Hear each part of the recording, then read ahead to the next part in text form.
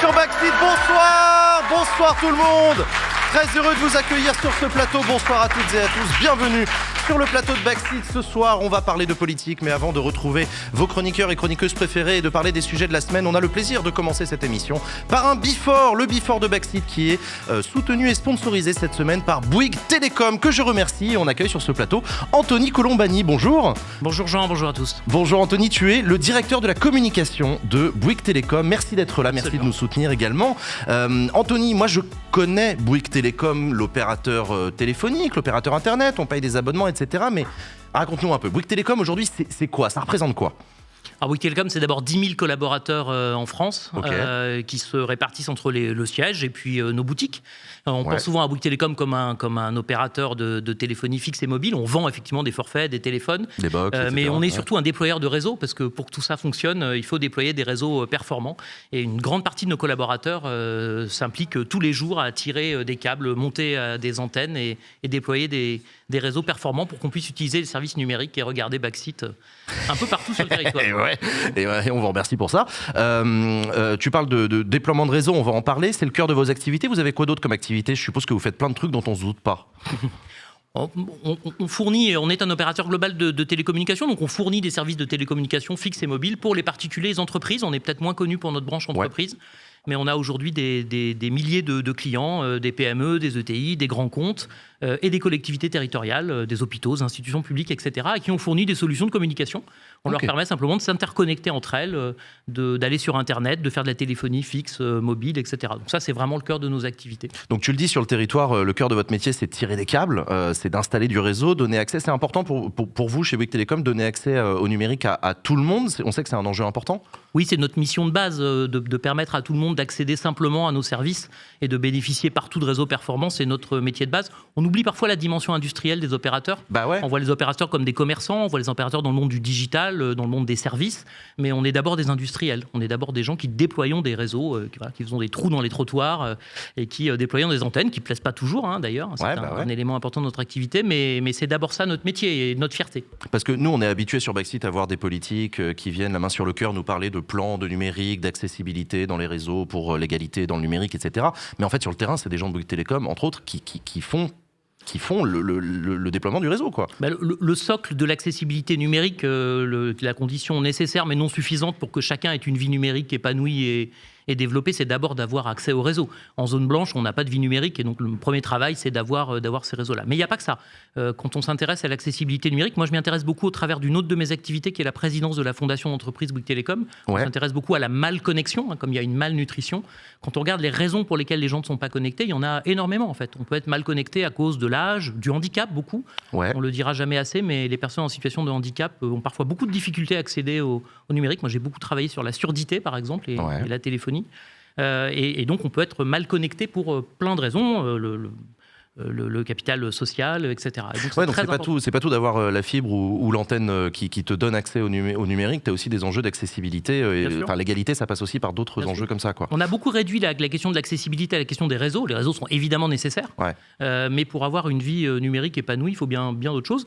D'ailleurs, on pense souvent que c'est un problème de vieux, l'accessibilité numérique. C'est un peu le cliché que j'ai en tête, je t'avoue. En fait, il y a de la malconnexion, y compris chez les jeunes et chez les très jeunes. Alors, je suis sûr, pas parmi le public de Backseat, mais moi, il m'arrive d'intervenir dans des missions locales d'insertion avec des jeunes qui ont une connaissance du numérique qui est extraordinaire. Ils m'en apprennent tous les jours sur de nouvelles applications, mais qui vont avoir beaucoup de mal à uploader un CV en PDF sur le site d'un employeur potentiel ou à faire leur démarche administrative. Et ça, c'est une forme de malconnexion qui passe par un usage parfois très important du numérique, mais c'est de la malconnexion. C'est vrai. On rappelle, j'ai regardé un peu les chiffres, un Français sur 10 n'a pas accès à Internet et on a à peu près 50% des foyers qui ont accès à la fibre. Oui. Comment vous faites pour participer à continuer à déployer par exemple la fibre optique ? Alors la fibre, c'est le grand chantier de déploiement du siècle. C'est un chantier de déploiement qui est tout à fait comparable au chemin de fer ou à l'électricité, avec une grande différence, c'est qu'au lieu de faire ça en 80 ou 100 ans, on le fait plutôt en 10-12 ans. Et aujourd'hui, la France est un pays plutôt en avance. On a l'habitude de battre sa coulpe. En disant on est en retard sur la 5G, oui, j'allais te demander, sur la 4G. Non, on n'est pas du tout en retard. La France est plutôt un pays en avance.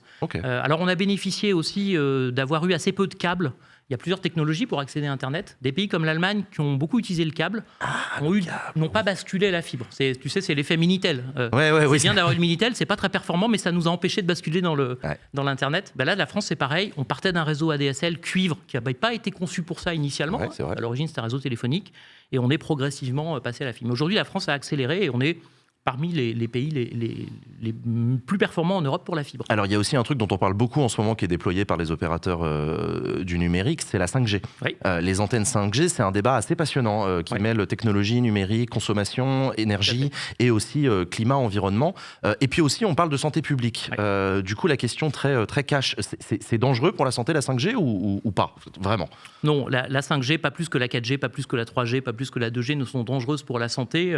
Les puissances d'émission des antennes sont extrêmement contrôlées, vérifiées, et elles émettent à des seuils qui sont 50 à 100 fois en dessous des seuils au-dessus desquels on constate un effet. Je ne parle même pas d'un effet délétère, mais juste un effet. Et donc il y a vraiment un contrôle de tout ça. Il y a d'ailleurs un rapport qui a été rendu public récemment qui dit qu'il n'y a pas de risque spécifique associé à la 5G. Mais c'est vrai que la 5G a réveillé ce débat sur l'effet des ondes qui s'était un petit peu calmé avec la 4G, avec le déploiement en zone blanche, et qui est un petit peu reparti. Parce que la 5G a été une sorte de bouc émissaire, en fait. Au moment où elle est sortie, elle a cristallisé un débat sur la santé, un débat sur l'écologie. Est-ce qu'on a vraiment besoin de déployer une nouvelle génération C'est une question que je te pose, du coup. Oui, c'est une excellente question. Pourquoi au début, la 5G on a besoin vraiment? C'est nécessaire ou Alors, la 5G, elle a une utilité principale, c'est de désengorger les réseaux là où ils sont saturés. Avant même d'être une technologie spécifique, la 5G, ça nous a permis d'apporter des fréquences. Les fréquences, c'est les tuyaux par lesquels on apporte les données. Et la 5G, on la déploie sur des très très gros tuyaux.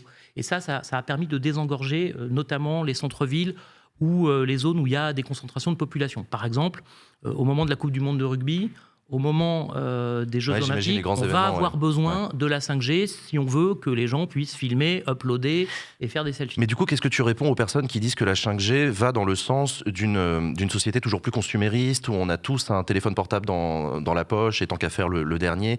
C'est aussi un enjeu sur la sobriété des consommations qui s'est réveillé. Oui. Alors, la 5G peut être un outil au service de la sobriété parce qu'elle a un rendement énergétique qui est plutôt meilleur que la 4G.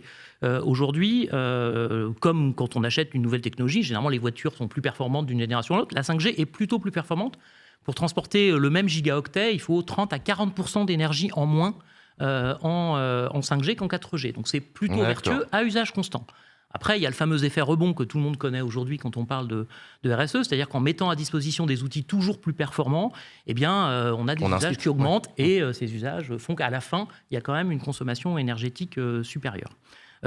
Nous, on n'a pas l'habitude de culpabiliser nos clients et de leur expliquer qu'il faut consommer moins. C'est pas notre discours. Et puis, c'est pas, je crois, d'aucun opérateur. En revanche, on veut les inciter à comprendre que leurs usages numériques ont une empreinte environnementale.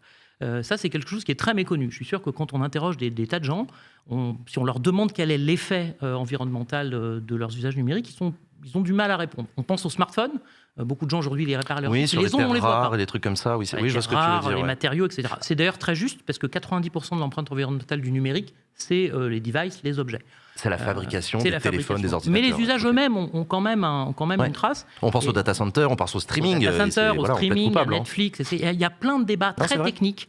Les uns disent que regarder un film sur Netflix, c'est pire que faire 10 km en voiture. Les autres pensent que c'est pas pire que faire chauffer l'eau pour boire le thé qu'on boit devant le truc. Donc, tout ça est très compliqué, mais nous, ce qu'on veut, c'est que nos clients aient conscience de leur empreinte environnementale du numérique. On met à leur disposition une application qui s'appelle Mon Empreinte Smartphone, qui leur permet de convertir leur gigaoctet en grammes de carbone et de se challenger et de regarder. Et on a pu constater que ça permettait à nos clients d'entrer dans une forme de sobriété sans pour autant les culpabiliser. Au moins de prise de conscience. Ok, d'accord. Et ça, c'est important. Donc cette application, elle s'appelle comment? Mon Empreinte Smartphone, elle est ouverte à nos clients, mais à tous les utilisateurs de smartphones, Android ou iPhone. On a parlé tout à l'heure d'accès au réseau dans des moments un peu compliqués. Tu donnais l'exemple de la Coupe du Monde de rugby. Pendant le Covid, vous avez fait comment pour donner accès au numérique à tous les gens qui se sont retrouvés en télétravail quasiment du jour au lendemain? Ça a dû être un challenge énorme, non? Dans le Covid, on a d'abord beaucoup flippé.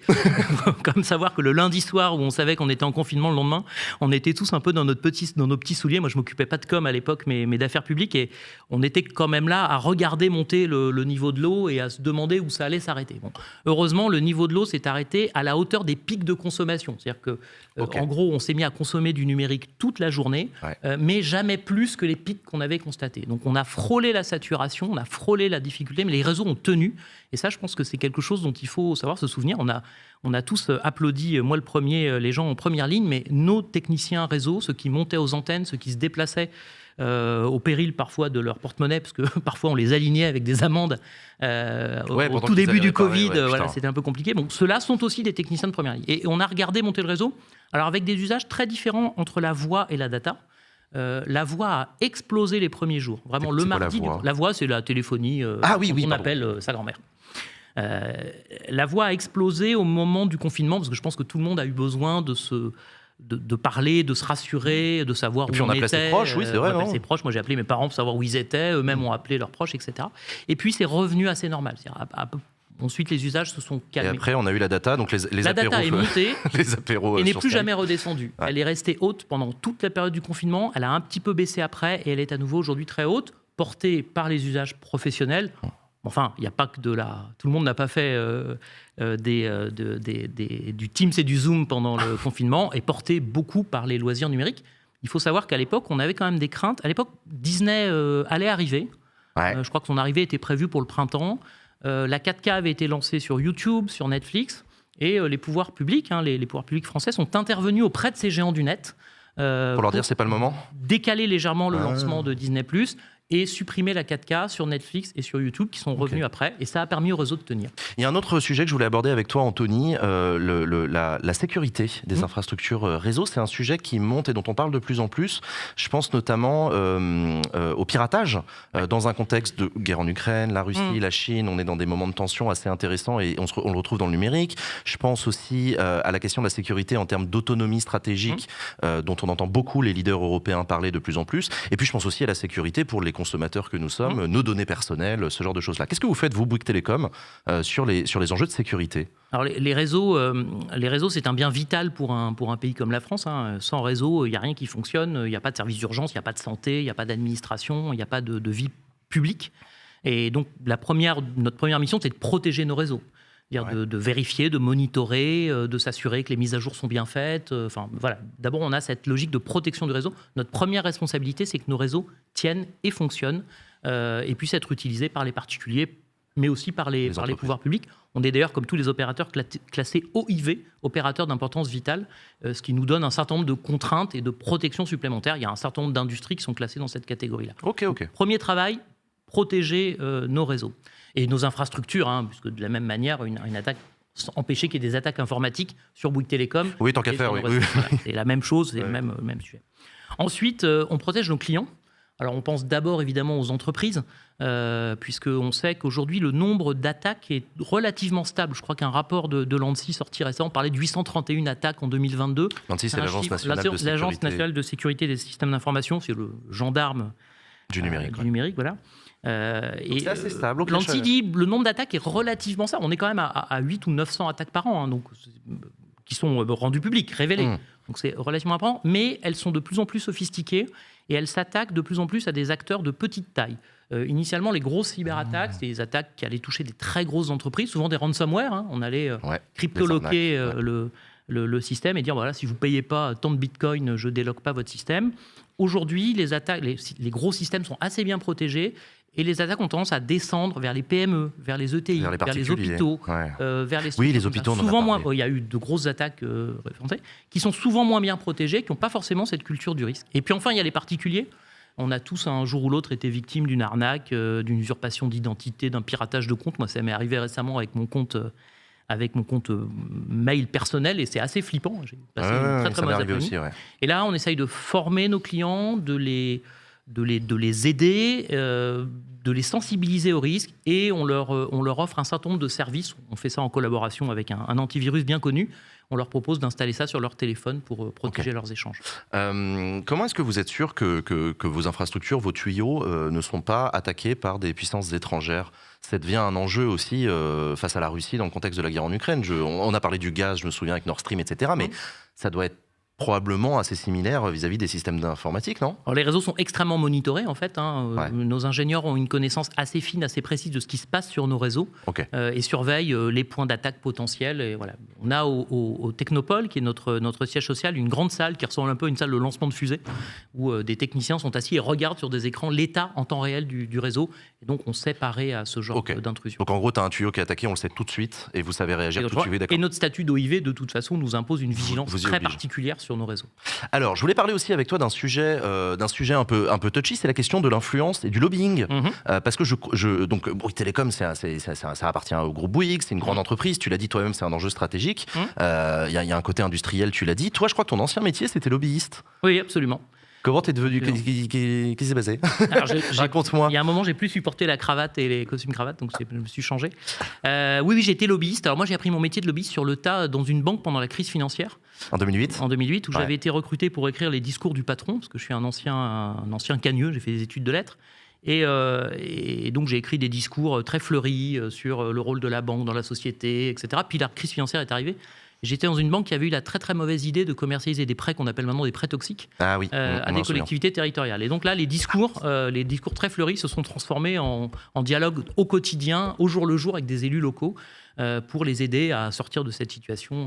Voilà. Et j'ai appris mon métier sur le terrain, d'abord avec des élus locaux, puis des parlementaires. Anthony, est-ce que c'est vrai que les grandes entreprises écrivent des amendements, écrivent des lois et les passent à des députés?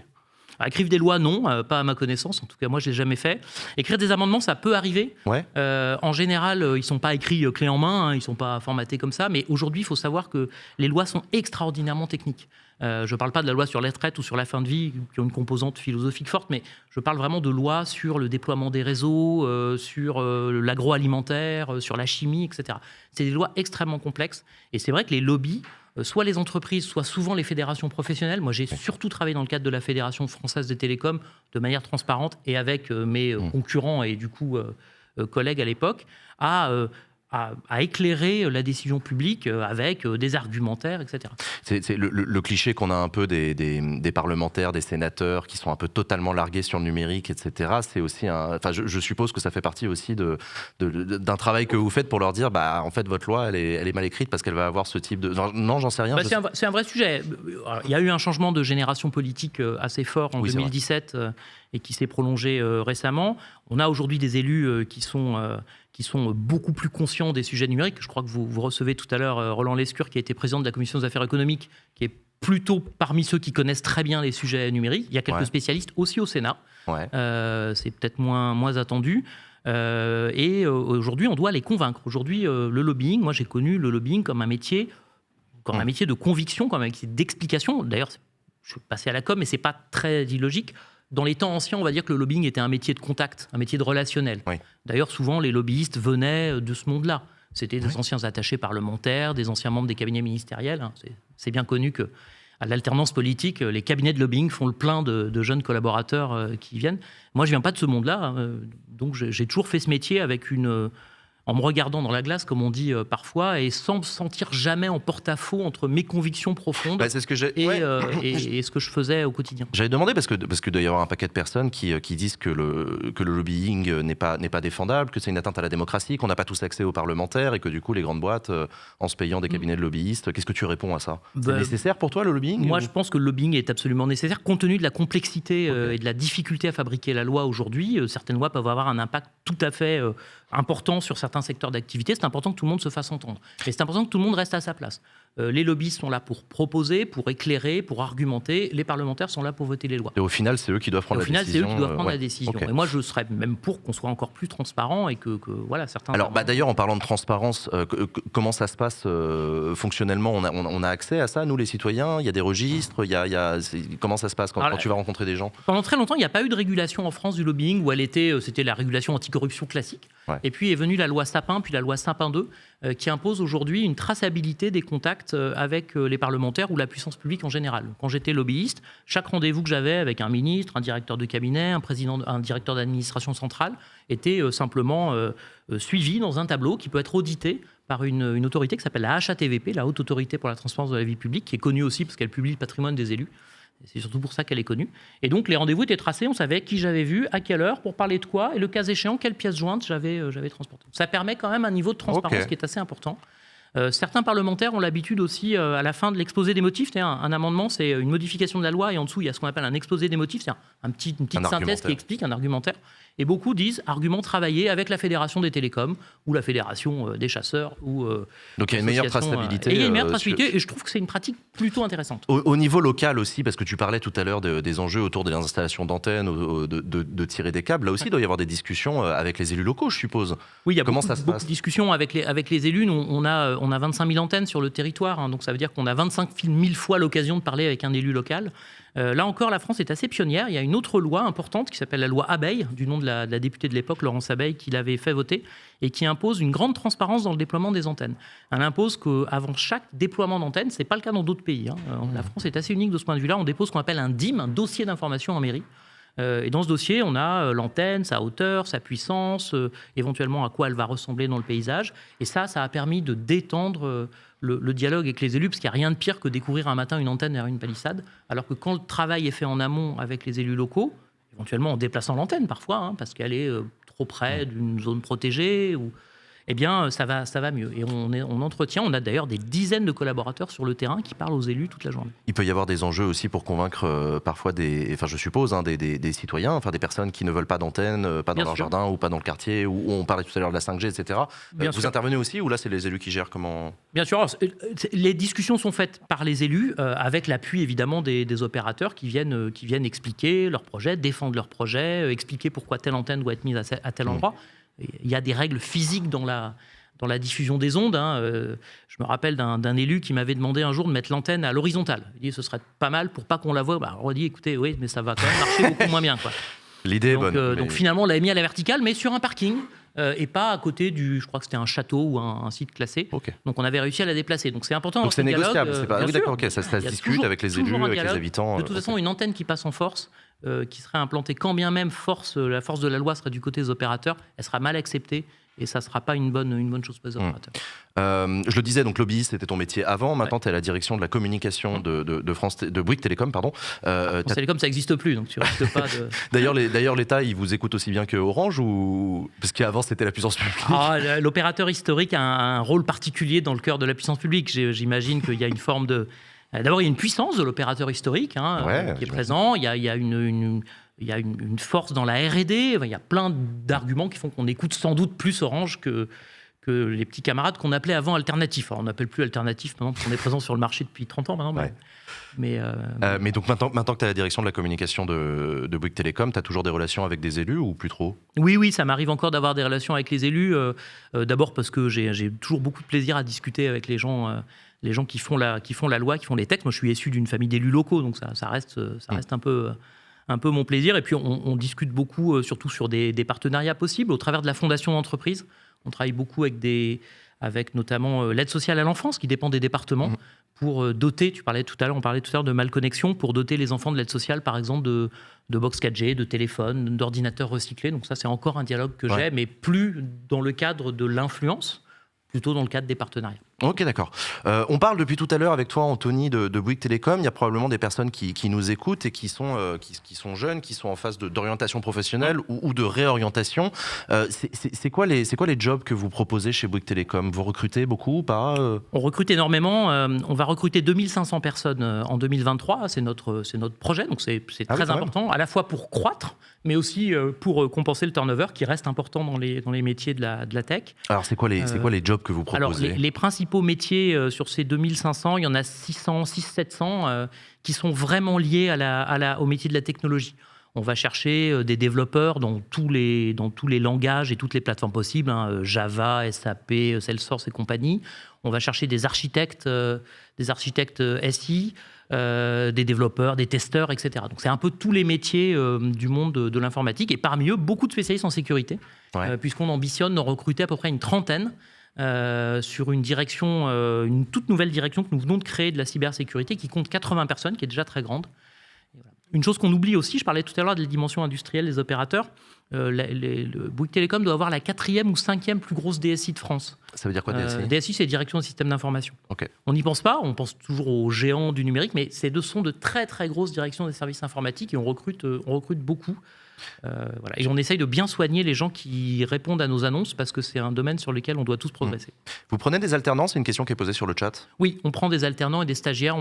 Sur les 2500, il y aura environ 500 alternants et stagiaires sur l'année 2023. C'est vrai que tu me disais, quand on préparait cette émission, tu me disais que souvent les jeunes qui font des métiers, enfin qui se dirigent vers des métiers proches de la technologie vont très souvent aller vers les gens qui font du service digital. Donc c'est très sexy de travailler pour des GAFAM, d'aller bosser pour Google, etc. Mais du coup, on oublie d'aller bosser pour les opérateurs historiques qui sont toujours là et qui ont toujours autant besoin et qui embauchent. Oui, quand on est ingénieur système, quand on est architecte réseau, quand on est passionné par l'IP, par exemple, le transport IP, c'est vraiment chez les opérateurs qu'on va trouver un territoire extraordinaire parce que nous gérons des millions, des dizaines de millions d'interconnexions par jour avec des systèmes qui n'ont pas d'équivalent. Chez chacun d'entre nous, chez les 4 opérateurs de réseau, nous avons des systèmes comparables, mais on gère des systèmes qui n'ont pas d'équivalent, y compris chez des très très grosses entreprises du digital. Bon, et vous cherchez quoi comme profil alors? Développeurs, beaucoup, donc 600-700 personnes dans le domaine de l'IT, tout niveau, vraiment du développeur jusqu'à l'architecte système, vraiment toute la palette.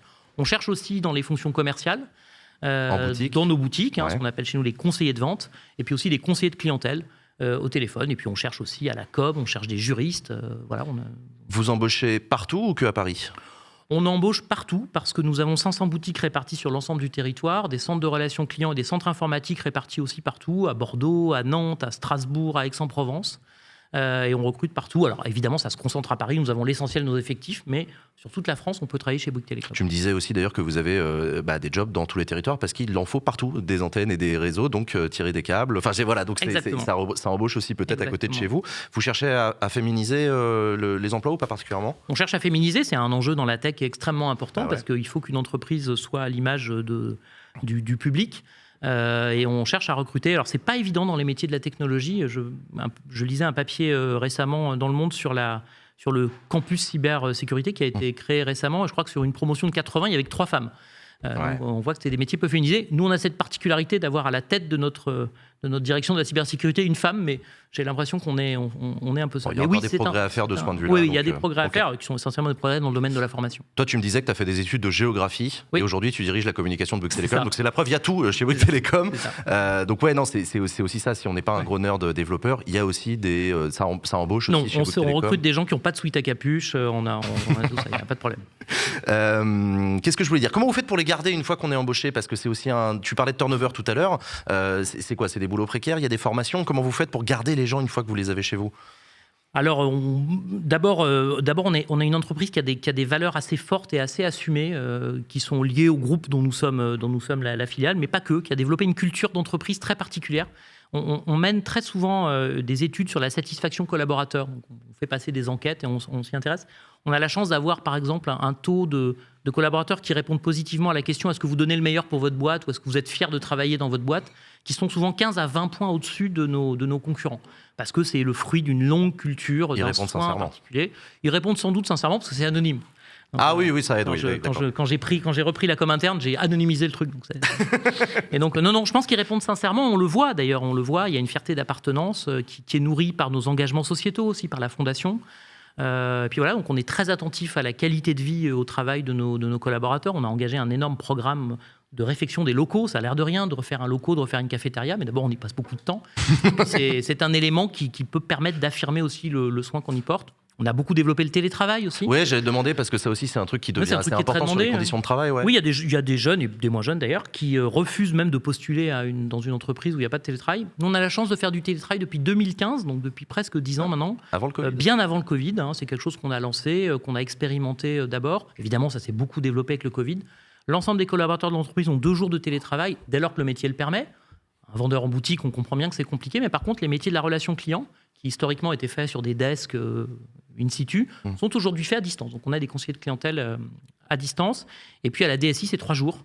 Parce que le développement du télétravail est très fort chez les SS2I, dans les entreprises de services informatiques. Il y en a même qui pratiquent ce qu'on appelle le full remote, c'est-à-dire des gens qui ne vont jamais sur site, parce qu'il n'y a pas de site. Ils travailler entièrement à distance. Donc, pour s'adapter aussi à ce contexte, il y a un 3e jour en expérimentation chez les collègues de la DSI. Tu le disais aussi tout à l'heure, vous développez des nouveaux métiers liés à la sécurité informatique. Oui. Donc tu me disais, vous allez en embaucher 30 dans la nouvelle direction. Qu'est-ce que je voulais dire ? Dernière question pour toi, Anthony, on arrive à la fin. On reçoit le ministre de l'Industrie tout à l'heure. Roland Lescure, tu as une question à lui poser. Ton côté lobbyiste, tu me dis. Hein. Alors, j'aurais bien quelques trucs à dire sur les impôts. Non, je déconne, mais il y a le ministre de l'Industrie a la tutelle des télécoms, et ça c'est une très bonne chose. Et si effectivement il pouvait rappeler la dimension industrielle de nos métiers et rappeler que c'est une fierté d'avoir, on a des constructeurs automobiles, on en est très fiers. On a aussi 4 gros opérateurs de réseau et on peut en être fiers aussi. J'ai oublié de te demander, les personnes qui t'ont écouté et qui ont envie éventuellement de postuler, où est-ce qu'on va ? C'est quoi le site ? C'est quoi le bon lien ? Alors il y a notre site, le site internet de Bouygues Télécom, sur lequel on trouvera nos emplois. On est aussi très présent et actif sur LinkedIn. Sur lesquels on poste, mais c'est généralement plutôt facile à trouver. Merci beaucoup Anthony d'être venu sur ce Before de Maxit. Merci de soutenir également l'émission Maxit avec ce Before.